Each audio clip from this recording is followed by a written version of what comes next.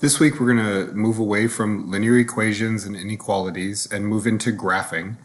A couple of things just for you to be aware of. The preview questions, again, those are open now, but due on Monday night. The group work due Thursday night. Same groups as you had last week, and remember, only one person needs to submit the work.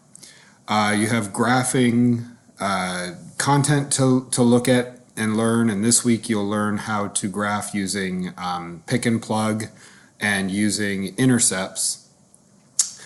Be careful. One of the quirks in MyMathLab is that it can be a little bit particular, and maybe you've seen already that if it asks you for a fraction and you input a decimal, it doesn't matter if they're equivalent, it's going to tell you the answer is wrong.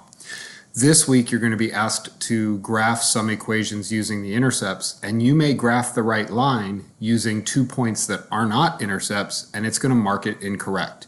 So make sure you're reading the instructions before you do the problems.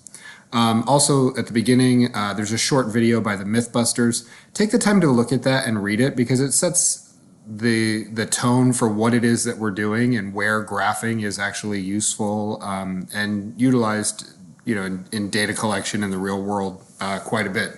As always, if you have any questions, send me an email.